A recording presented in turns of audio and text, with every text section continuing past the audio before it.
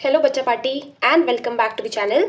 इस वीडियो में हम पढ़ेंगे the most requested topic that is neuromuscular junction. बहुत प्यारा, बहुत छोटा, बहुत ही ज़्यादा सिंपल टॉपिक है।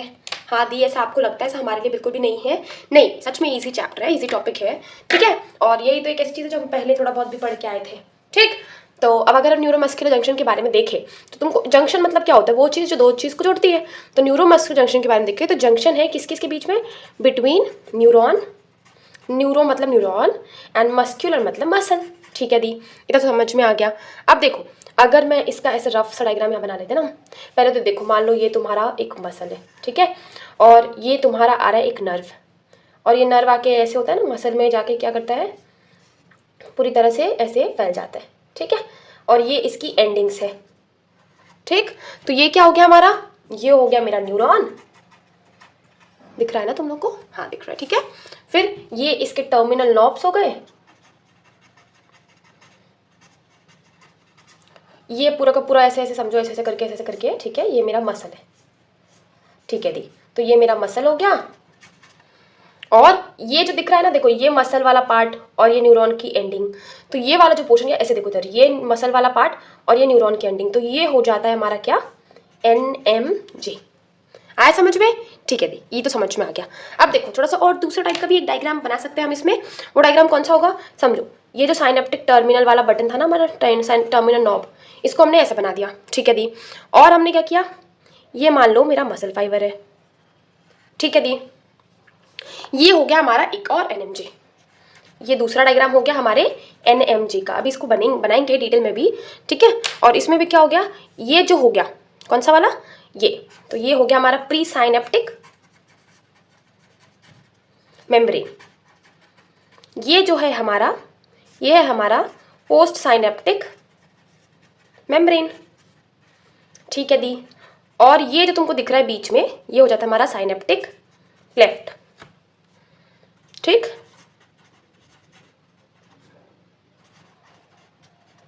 ठीक, और ये जो तुमको दिख रहा है ना एक्चुअली, जिसको पोस्ट साइनेप्टिक बोल रहे हैं हम, ये हमारा क्या हो गया, इसको हम बोल देते हैं मोटर या मसल एंड प्लेट, ठीक। ये हमारा एक बेसिक डायग्राम हो गया। हम वो डिटेल वाला डायग्राम में बनाएंगे बच्चों। तो हमको जिसमें तीन चीज याद रखना है, एक है हमारा प्री साइनेप्टिक, दूसरा है साइनेप्टिक क्लेफ्ट, और तीसरा है पोस्ट साइनेप्टिक मेम्ब्रेन। इन तीनों चीजों से बना होता है हमारा NMJ, न्यूरोमस्कुलर जंक्शन, ठीक है दी। अब एक और डिटेल डायग्राम देखें, चलो। ये मान लो मैंने बनाया, अगेन वही, क्या है दी, ये एक्सॉन टर्मिनल, ठीक है, और ये है मेरा मसल, ठीक है दी। यहाँ तक तो हमने ऊपर भी देख लिया था दी। अब देखो जो हमारा प्री साइनेप्टिक मेम्ब्रेन है, उसमें क्या क्या चीज़ है, सबसे पहले हम बना लेते ये, ठीक। फिर ये बना लिया हमने कुछ ऐसा, कुछ एक ऐसा, एक दो फ्यूज करके कर दो, और कुछ हमने बना लिया ये, अब इसमें वेसिकल्स में भर दो, ठीक है, कुछ कुछ यहाँ पे निकाल दो। अब ठीक है, इसको मार्क कर लो दी, ठीक है दी। ये है हमारा कैल्शियम वोल्टेज गेटेड चैनल, ठीक है, जो कि क्या करवाएगा, कैल्शियम का इनफ्लक्स, जैसे ये वोल्टेज गेटेड चैनल, उसने कैल्शियम का इनफ्लक्स करा है, ठीक है। ये मेरा क्या दिख रहा है, माइटोकॉन्ड्रिया, क्या है, एनर्जी सेंटर या एनर्जी करेंसी, जिसमें ATP बनता है करेंसी, ठीक है। फिर ये है मेरा साइनेप्टिक वेसिकल्स, ओले, ठीक। और साइनेप्टिक वेसिकल्स में होता क्या है, ये कंटेन करता है एसिटिल कोलिन को, एसिटिल कोलिन, ठीक है दी, तभी आ गया समझ में। अब हम आते हैं यहाँ पे, ये भी हमारे क्या है, न्यूरोट्रांसमीटर, ये जो तुमको गोले गोले छोटे छोटे उसके अंदर दिख रहे हैं, ये है हमारा एसिटिल कोलिन। अब देखो यहाँ पे एक्चुअली क्या होता है ना, साइनेप्टिक वेसिकल पे ये है हमारा एसिटिल कोलिन ईस्टरेज। क्या काम करता है दी, ये हमारे जो एसिटिल कोलिन है, ये हमारे एसिटिल कोलिन को डिस्ट्रॉय करता है। क्या फायदा दी इसका, अब बताओ, अगर एसिटिल कोलिन ज्यादा देर तक इसमें रहेगा तो ज्यादा देर तक कॉन्ट्रैक्ट कर पाएगा ना, इसीलिए उसको एक टाइम के बाद डिस्ट्रॉय करना जरूरी है, मैंडेटरी है, इसीलिए एसिटिल कोलिन ईस्टरेज आता है। इससे भी बहुत सारी बीमारियां हैं और इसके बहुत सारे ड्रग होते हैं जो आपको पढ़ना है, डायरेक्ट इनडायरेक्ट आप फार्मा में पढ़ेंगे, ठीक है। अब बच गया हमारा पोस्ट साइनेप्टिक पे, बता दो दीदी। तो देखो पोस्ट साइनेप्टिक पे तुमको ऐसे ऐसे गेट मिलते हैं, ये दिख रहे हो गेट। अब इस गेट में तुम अगर देखो ध्यान से तो तुमको दो चीजें मिल रही हैं, एक ऐसा और एक ऐसा, है ना। अब देखो जो गेट का ऊपर वाला पोर्शन तुमको दिख रहा है ना, ये तो ये है तुम्हारा निकोटिनिक रिसेप्टर। क्या होगा दी इसका, जिससे एसिटिल कोलिन बाइंड होगा फॉर एसिटिल कोलिन। ठीक है दी। अब दूसरा जो तुम्हारा पार्ट बन गया ये वाला डंडा वाला, ये किसकी तरह काम करता है, ये काम करता है सोडियम चैनल की तरह। सोडियम चैनल की तरह काम करेगा मतलब ये क्या करवा देगा, ये करवा देगा सोडियम का इनफ्लक्स। ठीक है दी, ओके। और पोटेशियम का इफ्लक्स। अब बताओ हमने क्या पढ़ा कि पॉजिटिव आयन अंदर आया, ठीक है, तो इसके कारण हमारा मेम्ब्रेन क्या हो गया, plus plus plus plus plus plus. और हम प्लस वाले को क्या बोलते हैं, ये प्लस वाले को हम बोलते हैं डीपोलराइजेशन बोलते हैं ना। तो ये वाला जो हमारा मेम्ब्रेन है ये प्लस के कारण डीपोलराइजेशन हो जाता है। कैसे होगा, जैसे एसिटिल कोलिन निकोटिन रिसेप्टर से बाइंड करेगा, सोडियम चैनल में थोड़ा सा कन्फॉर्मेशन चेंज आएगा, वोल्टेज का ग्रेडियंट क्रिएट होगा, जिसके कारण क्या होगा, सोडियम अंदर आने लगेगा and that will cause depolarization of the membrane. आया यहाँ तक समझ में, ये पूरा डायग्राम समझ में आया। ठीक है, तो प्री साइनेप्टिक में हमको कैल्शियम वोल्टेज गेटेड चैनल मिल रहा है, साइनेप्टिक वेसिकल मिल रहा है जिसमें एसिटिल कोलिन है जो कि न्यूरोट्रांसमीटर है, इसके अलावा माइटोकॉन्ड्रिया मिलता है for energy. Post synaptic neuron में हमको क्या मिलता है, मेम्ब्रेन में हमको मिलता है दो चीजें, निकोटिनिक रिसेप्टर एसिटिल कोलिन जिससे बाइंड होगा, और दूसरा सोडियम चैनल जिससे सोडियम का इनफ्लक्स होगा और पोटेशियम का इफ्लक्स होगा। जैसे ही सोडियम का इनफ्लक्स होगा तो मेम्ब्रेन जो होगा वो डीपोलराइज हो जाएगा। ठीक, और साइनेप्टिक क्लेफ्ट में हमको एक मिलता है एंजाइम जिसको बोलते हैं एसिटिल कोलिन एस्टरेज, जो कि क्या कर रहा है, एसिटिल कोलिन को डिस्ट्रॉय कर रहा है, जिससे जो मसल है वो प्रोलॉन्ग कॉन्ट्रैक्ट नहीं रहे। अब हम लिख लेते हैं इसके इवेंट्स। ठीक है दी, थ्योरी भी तो लिखना है, हाँ तो लिख रहे हैं ना, इवेंट्स लिख लेते हैं। ठीक है, तो जो हमारा ये पूरा का पूरा सीरियल है उसका इवेंट क्या है, सबसे पहले arrival of action potential on या एट एक्सॉन टर्मिनल। दी यार इतना ग्रामर ध्यान देते क्या, नहीं देते, पर हम सही लिखेंगे ना। ठीक है, दूसरा क्या होगा, अब जैसे ही एक्शन पोटेंशियल आया तो डीपोलराइज हो गया मेम्ब्रेन, तो depolarization of membrane at terminal button. ठीक है, ठीक है दी, इसके कारण क्या हुआ, opening of calcium voltage gated channel. और हमने क्या देखा था कि जैसे ही कैल्शियम वोल्टेज गेटेड चैनल खुलेगा तो क्या होगा, कैल्शियम का इनफ्लक्स इनटू टर्मिनल बटन। ठीक है दी, अब ये क्या करेगा, जो कैल्शियम है तो कैल्शियम बाइंड करेगा किसके साथ, साइनेप्टिक वेसिकल्स के साथ। ठीक है, साइनेप्टिक वेसिकल के साथ इसने क्या किया, इसने करवा दिया release of acetylcholine through exocytosis. Exo की स्पेलिंग क्या होती है, एक्सोसाइटोसिस। ठीक है दी, अब जैसे ही एक्सोसाइटोसिस हुआ इसके बाद क्या हुआ, यहां लिख लो नीचे थोड़ा सा, binding of acetylcholine with nicotinic receptor. ठीक है दी, निकोटिनिक रिसेप्टर।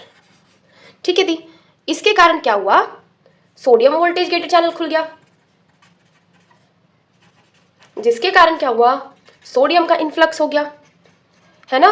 सोडियम के इनफ्लक्स होने के कारण डेवलप होता है ईपीपी एंड प्लेट पोटेंशियल। छोटा सा पोटेंशियल है -40 के आसपास, लेकिन ये ईपीपी में इतना पोटेंशियल है कि ये ईपीपी हमारा एक्शन पोटेंशियल जनरेट कर सकता है। तो इसीलिए फिर क्या होगा, इसने क्या कर दिया, हमारे एक्शन पोटेंशियल को जनरेट कर दिया। पहले इसके बारे में अगर लिखना चाहो तो लिख लो, लोकल पोटेंशियल है, ठीक है, वैल्यू कितनी है, -40 मिलीवोल्ट, 40 मिलीवोल्ट। ठीक है, और फिर इसके अलावा इसने क्या कर दिया, ईपीपी जनरेट कर देता है हमारा क्या बच्चों, एक्शन पोटेंशियल। और एक्शन पोटेंशियल क्या होता है, एक्शन पोटेंशियल पूरे मसल में स्प्रेड हो जाता है, to muscle, into muscle, through या टू ट्यूट्यूबल, थ्रू ट्यूट्यूबल।